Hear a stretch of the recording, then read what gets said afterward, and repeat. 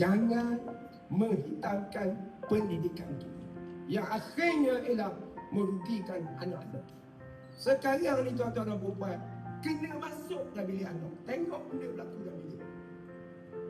Kalau saya tanya berapa orang ayah ibu yang tengok dalam bilik sekolah berapa anak kita bawa, tahu tak ada anak kita bawa pen sebatang sekolah nak belajar sekolah.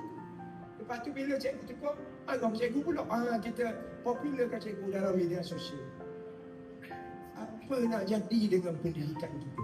Ini pasal saya cakap dengan mak ayah ni, saya nak zahirkan kesedaran pada mak ayah tentang parenting ini. Tuan-tuan, kalau begitulah sikap kita, kesian generasi kita, anak-anak kita. Apa nak jadi generasi kita 5 tahun, 7 tahun akan datang? Jangan diganggu, jangan dilukakan hati cikgu-cikgu kita. Sampai satu masa ni saya nak minta mak ayah berfikir, 5 tahun, 7 tahun akan datang, anak kita belajar dah kelas, cikgu kata apa? Anak kita rambut panjang, biar dia rambut panjang. Tugas kita hanya mengajar, bukan mendidik. Anak kita buat nakal, jangan tegur dia. Kita hanya mengajar saja, bukan mendidik. Anak kita tidur masa mengajar, jangan kejutkan dia. Kita hanya mengajar, bukan mendidik. Apa yang akan jadi pada generasi kita? Cikgu fikir lama dah, ini yang cikgu takut.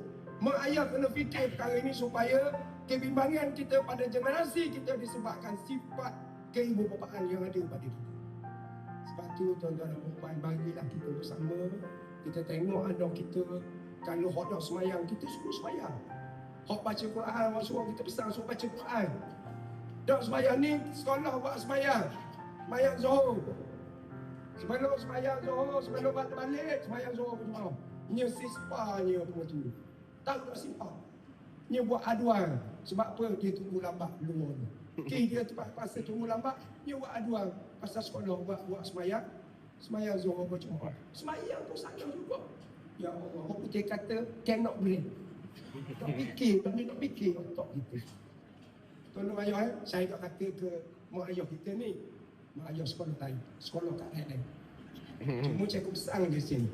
Tolonglah, jangan menghitamkan pendidikan kita, yang akhirnya ialah merugikan anak-anak kita. Tuan-tuan